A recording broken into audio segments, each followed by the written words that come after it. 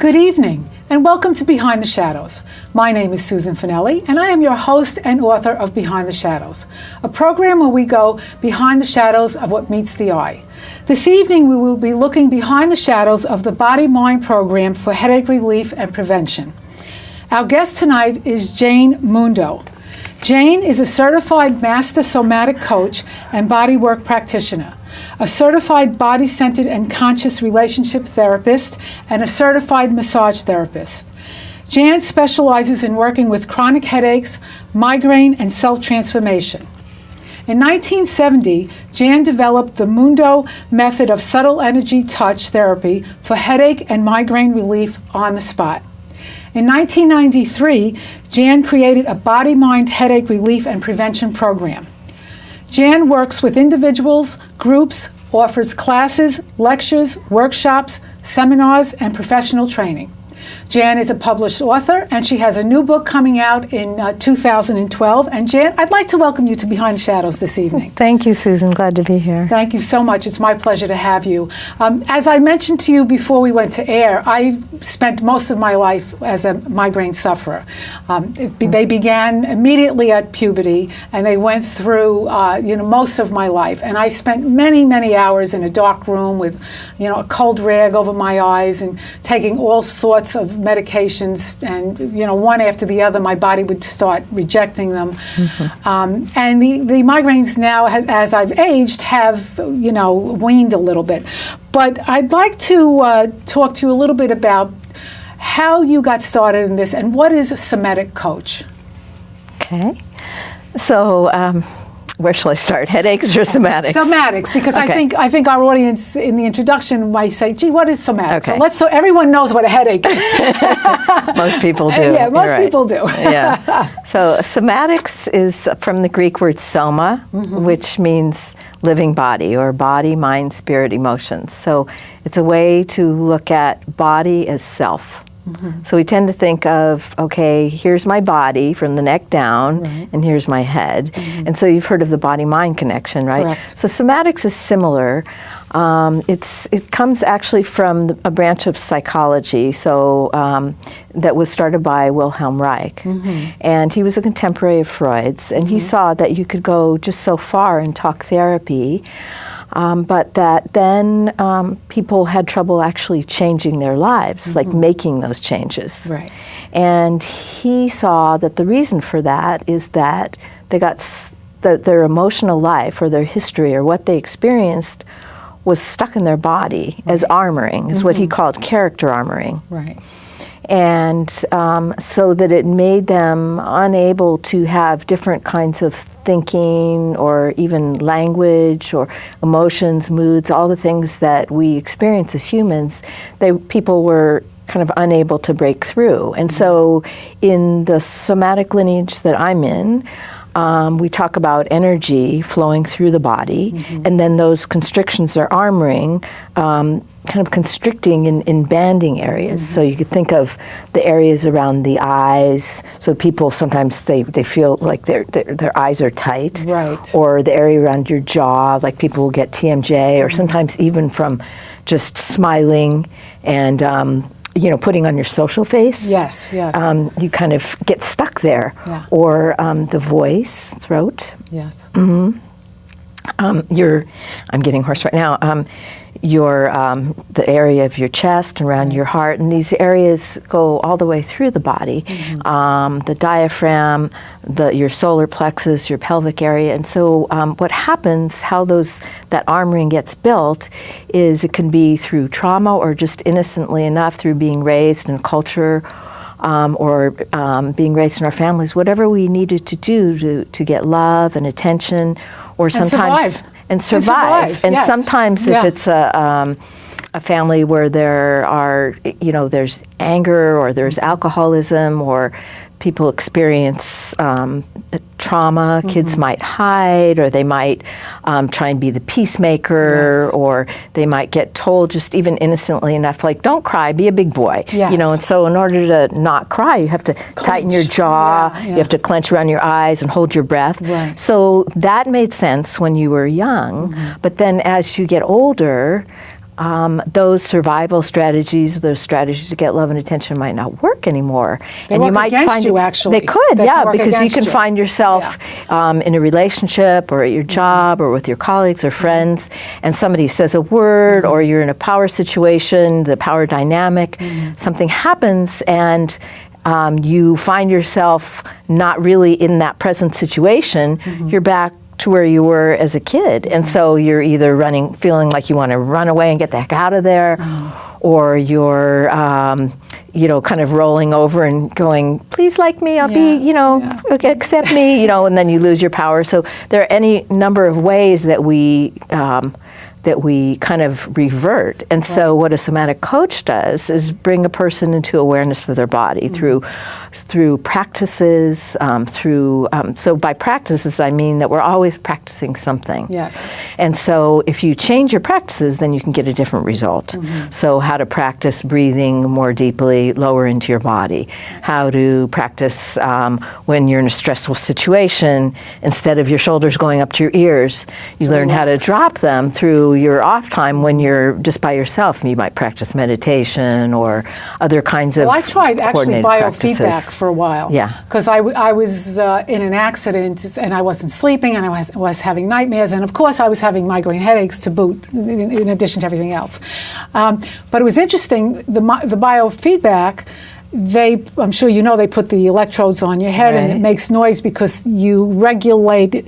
And the noise was giving me a headache. Right. So they had to take those off. But I did learn how to, draw. I mean, they teach you how to draw energy from the sun and have it go through your whole body and kind of release everything. How did you get on this self-empowerment journey that you're on?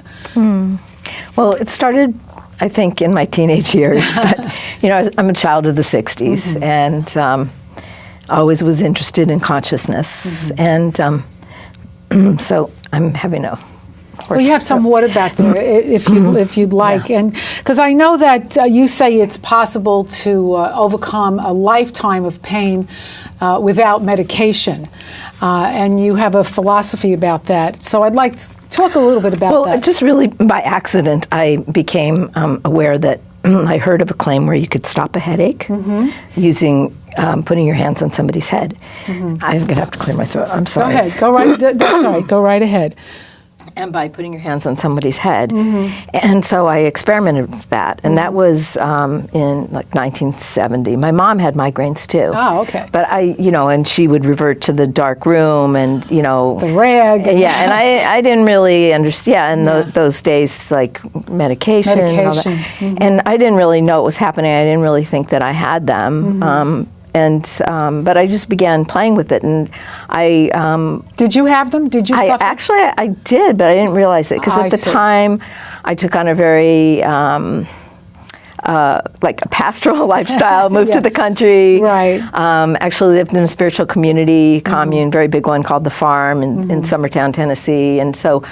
We were young and enthusiastic. We farmed and we lived off the land, and we ate very healthily, and got a lot of exercise. So did you get headaches in that environment? So not so much. Not so much. You wouldn't think. But when I learned how to work on somebody's head, and I didn't really know exactly what I was doing. I was just doing it. I became a magnet for people who had headaches and migraines, and so wherever I was, if it was at a family gathering or at a party or shopping, somebody would exclaim in my presence that they had a really bad migraine, and I'd be like, can you step aside for a minute and I'll work on you? So in 5 minutes I would stop their headache. And so I did that for about 21 years before I forgot. Was it like Reiki? I have a friend that's a Reiki master. Is it the same theory? Well, I didn't really know what it was, but it's a very light touch. Right. And then after about 21 years, I became a certified massage therapist. I thought, well, I'm going to do this for real. Yes. And through, several career changes and raised a family and all that in between. And so I broke down the steps of what I actually had been experiencing on the head and created a step-by-step method. And what I realized that I had been feeling on the head, because I didn't really know, is that I had been working with the sensations of the headache itself. So it's a very light touch, and I think it works with the both touch and then energy of the head. And where I could feel the sensations of the headache, and I could still them, and those of a migraine as well. And there's a mental component, like a mental focus component on the part of the practitioner. Right.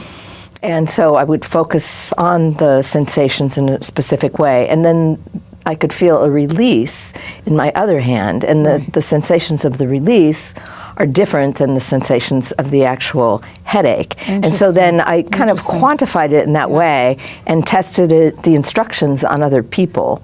And then I got my first few patients from UCLA, from a neurologist there. And then, so this is a bona fide approach. I mean, if you have a neurologist backing you, this is, this is serious. Well, yeah. I mean, This is serious. I've stopped thousands of headaches. And then I've also taught people how to work on themselves. Because when I created the instructions, I created them so that to test to see if it was just my touch or if anybody would be able to do it. Right. And so then after I wrote the instructions, I tested them on people who had a history of migraine. They were just friends, and just people I'd met who had talked to me. And they were able, just from the written instructions, me never having touched them, able to stop their own migraine, either back one down from becoming fully blown, or keep it from starting altogether. So in your workshops, and you do seminars and you do corporate workshops, are you healing or are you teaching people how to heal themselves? I'm teaching them how to work on themselves. Okay. So it's self-care. So it's self-empowerment. I know self-empowerment is something that you definitely believe in. I know that you say that migraines are a puzzle and they're a challenge to solve. Yeah. Talk to me a little bit about my migraine puzzle always had a missing piece because I could never solve it. So talk to me a little bit about how you unscramble that puzzle of a migraine. Well, I like to think of myself as a headache detective. And when I empower people, I empower them to become their own headache detectives. And so the devil's in the details. Yes. A lot of times when people say, okay, I think maybe it's they want to do something for themselves. Right. And either they've been to a doctor and they've tried dozens of medications like you have over time, or maybe not dozens, but enough, and they work. Enough. The medication works at first, and then it stops working, then they try another, and it's treated by process of deduction. But ultimately, they're not getting to the underlying cause. Right. So I like to say that I have a Chinese menu theory of headaches, and so which is based on, as a kid, my family used to go for Chinese food on Sunday night, and you could choose a dish from column A, column B, column C, and instead of just having your own dish, everybody would order something, and then you all share to make your meal. Exactly. So if instead of choosing, for example, Susan's, instead of having a Chinese dinner, we were to have Susan's headache. Right. And we were to try and figure out all the triggers, headache triggers, that went into making up your particular brand of headache. We could choose a potential trigger from column A, say stress. Right. May or may not give you a migraine. Right. Or a headache. Choose a potential trigger from column B, say shoulder tension. Which you say I have. May or may not. Well, I'm just speculating, never having touched your shoulders, but I'm seeing something there. You're seeing something there. I'm not surprised either. May or may not give you a headache or migraine. And then we could choose a potential trigger from column C. Let's say something about your diet. Okay, may or may not give you a headache. Right. But if you combine column A and B, column B and C, A, B, and C, then those would add up to your particular migraine stew. So then when we look at it, we look at all the potential triggers and then take away as many as possible. And so what happens with a lot of people is they might quit one thing. So they might say, I think it's coffee. Right. Which is a trigger for a lot of people. Or I think it's bananas. Like it's on a headache list somewhere. Yes. Might not be a headache trigger, but a lot of people cut out bananas because they've read that it could be a trigger. Yes. So I give people elaborate ways to track this. It's simple, but it's just like detailed. But what happens is a lot of times people quit one thing, or they remove it from their diet or from their lifestyle. And now, of course, removing stress is always a good thing. But say it's diet, okay? Yeah. Living in this city, it's very difficult to remove. So you have to have practices. Yeah, just to get to the studio, you get stressed out. Right. So you have to have practices. But So say you remove one thing, and so say it's bananas, your headaches don't go away, or say it's caffeine. Yes. The headaches don't go away, so you go, well, no, it wasn't caffeine, so then they put it back in. Mm-hmm. I see. But that doesn't fill out the Chinese menu theory, because it could be a combination of factors. So the caffeine and the stress. So you might have addressed one, and it could be a factor. Yes. But thinking that it wasn't because you didn't address everything else, they put it back in. So what I do is we really look at the person's whole life, their body, what they eat, what they drink, when they eat and drink, their stress, and their posture, how they sit and stand, how they use their body at their desk, how they sleep, how they interact with other people, of course their emotional life, the stresses they have. So we address all of that with various body-mind practices, and I give them it's really very practical things to do, but a little bit at a time. And targeted. Very targeted. Targeted, but a little bit at a time, because if you give everybody everything at once, first of all, it's just way too much to do all at once. Yeah. It's way too overwhelming, and people would be out the door. So it's just like taking one thing on at a time and just incorporating that. And then you're gliding along with that, and then you go on to the next and the next. Well, it's interesting you talk about triggers, because I suffered from migraines probably 15, 20 years before I even heard of the notion that they were triggers, because I don't think, doctors were even focusing on that. They would just write a prescription. But I was at a doctor one day with a terrible migraine, and I said to him, I just don't understand it. And he said, well, there are foods that are triggers. And so I said, well, give me an example of the foods. He said, well, it could be yogurt, it could be bananas, And every day I was sitting at my desk eating a banana, eating yogurt. So I started eliminating foods and putting stress aside, because I, at that point in my life, I had a very stressful profession. So I knew stress was a factor, but I started eliminating the foods and recognizing what were triggers. Now, later in my life, now that the migraines have subsided, I've begun to reintroduce some foods into my diet. Good. At the advice of a doctor, because I love bananas. And I hadn't had bananas in years and years and years, because... It's interesting that I happened to pick that one out, right? Exactly. Of all the things I could say. And sure enough, now I can eat bananas, so I'm very happy. Yeah, exactly. And then the difficulty with that is that people feel... if it's on a list, that they should eliminate it. Now, there's some things that are almost instant headache triggers, like MSG for a lot of people, alcohol for a lot of people. But things that, like bananas, things like that, because it was on a list, they eliminate it. But it might not be so for you. So I don't do a general elimination diet. Right. It's really about each person and looking at what it might be for them, because then what could happen is you end up feeling deprived. Yes. Just like you've talked about. You do. And then a little bit irritated about it. It's like, and then you find yourself going out and thinking of all the things that you can't have, or, saying, well, to other people when you're out with them, well, and then it presents this whole whole social thing, too. Exactly. It does. I mean, for many, many years, wine would immediately trigger a headache. Now I can drink wine more than I would. But I remember in social situations knowing very well I was going to get a headache. Right. And I would have a glass of wine in a social situation. Self-destruct. I mean, I was on self-destruct. But as you said, because you feel so deprived that, you really want to change things in your life, and you don't want to be deprived. But your approach sounds a little better, because it's not a hatchet cutting everything off at once. Right. It's really looking at your individual situation. Exactly. What you eat and drink every day. The life situations that you're in every day, and seeing how those affect you. Yes. And then you start to see it too. So I coach you through it, and then you start to see it too, or the client does. So I know that you say the trick is to let the journey empower you. Right. Is that something that you say? Absolutely. Yeah. So it's a self-empowerment journey, it sounds like. Right. Well, when people have been in kind of the medical, what are those little things that guinea pigs go? Oh yeah, the maze, or the circle thing goes around and around. Yes.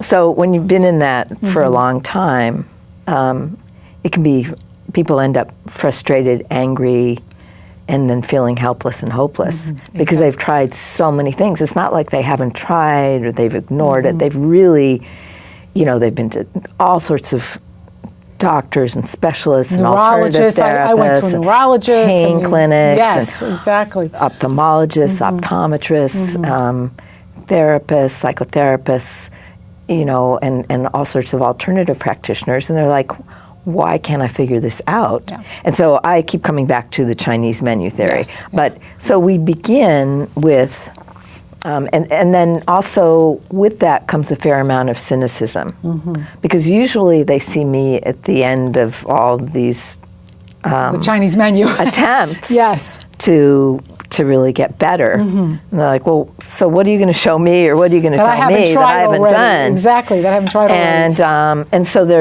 they're pretty worn down already and skeptical. Yes. And so really where we begin is with beginner's mind and openness. And explain beginner's mind. So Suzuki Roshi was the Zen master who brought Zen to the United States and started, Zendos and people sitting Zazen. And he has a book called Zen Mind, Beginner's Mind. He says in the expert's mind, there are few possibilities. In the beginner's mind, there are many possibilities. So it's like it's like being a child. When you have the eyes of a child, the whole world, you're just wide-eyed, and the whole world is just magical and a mystery, and you're curious. Yes. And so curiosity, it's like, okay, I know I've looked at my life and all these things for the past 20 years. What the heck am I going to see that's different? Yes. But actually by being open to the coaching and open to other possibilities and open to other ways of living in your body in a more relaxed way, or living in your relationships in a different way. Right. Then that openness will bring you new thoughts, new ideas, and new solutions. You'll see things about your life that you may never have seen before. Well, it's interesting you talk about relationships, because I know in my personal experience with migraines, they had effects on relationships. I mean, friends would say, first of all, people that never experienced a migraine really do not understand the depth and the severity of a migraine. They just think, oh, well, you have a bad headache. But they don't understand that you'd just like to take your head off your neck and put it on the table for a few hours because it's so severe. And it also, it affects your social life with your mate, your partner, your spouse, your parents. There were social events that I had to back out of because I just couldn't. I just couldn't deal with the noise, the light, Absolutely. So it does affect your relationships, and people do not understand a migraine. Right, it's just a headache. It's just a headache. Oh, she has another headache. Right. Or I don't think she's really sick. I think she's faking it. Yeah, people get mistrustful and they think that you're just, being a hypochondriac. They think that you're just trying to get out of your commitments. And actually, though, sometimes just crossing some things off your list can bring the headache down, because it's thinking of all that, too, as a headache is coming on, and, oh, no, I really have this obligation. It can make it worse. That's right. So, people don't really understand, but they don't understand quite that a headache is really not just in your head. It's a whole cascading set of events that lives in your body. Exactly. So people get nauseous, they throw up, they get sensitive to light. It's like it overtakes your whole system. It does. And so, but what you could think of, and how, because sometimes spouses haven't experienced it, and they're like, somebody will come into me and they'll say, oh, I really have it, or they'll be talking to me and say their spouse is nearby, and their spouse is like, I never get them. Yeah. And so they don't really get it. So what I say is, okay, well, have you ever gotten a really bad hangover? That's right. It's just like that. It's just like that. It really is. You're hugging the bowl. You can't see, you can't move because your head feels like any just slight movement makes you feel sicker. So that's really a good way for people to empathize. And what I found when my migraines were very severe, as I said, they're not as severe now, but the onset, because when they're coming, and the onset of a migraine used to just send me in a tizzy, because what's coming. Oh, okay, here comes a migraine. I'm going to have a headache for 2 days. I used to have them for days on end, 24 hours a day. So that alone would I thought that made it worse. Just knowing that, okay, here comes a migraine. It's like watching a train coming down the track, and there's nobody jumping down to save you. I think you could write my book for me. I mean, you're exactly right, because it's what I call the fear of the next pain. Yes. Exactly. And so just knowing, and there's also pain amnesia. Like once you're done with that migraine, it's like there's something in your body, I think, that just forgets that you ever had it, and then you're just up and running and ready to go on to the next thing. Exactly. But then when you start getting the next one, or that fear of it, you kind of tighten in your body again, yes, you do. and then that fear, those fear thoughts, and that litany starts going around in your head. Yeah. And so that makes you kind of more likely to get it, because not that you can stop it at that point, but it makes it like speed along. Yes. Because that fear is part of your body-mind connection, and with that fear you might breathe less, breathe higher up in your body, and then if you breathe like this, you can see all these muscles that it tightens, which then would affect the headache and feed into it and kind of make it more likely that it will occur. Well, I tell you, I wish we had so much more time, but I'm getting cued that we're running out of time. But just the mind-body connection, I read that the legendary performer Liza Minnelli, she recounts that when she had her stroke and her doctors told her she would never walk again, and she just said, I don't believe them. And I mean, it's the same thing. She put herself in a mindset that she wasn't going to believe it, and she was able to walk again. I want to quickly talk about your book, Being Human at Work. This book here is already out, and Jan has another book coming out in 2012. And I would like to thank Jan for joining us this evening. And I'd like to thank you, our audience, for tuning in. If you've missed any of our programs, you can go to my website at www.behindtheshadows.com and click on Public Access Network. If there's a topic that you would like us to discuss, you can contact me at susan@behindtheshadows.com. And until next time, remember, the brightest light shines behind the shadows. Thank you so much for joining us this evening. Thank you for having me. It was wonderful. The time is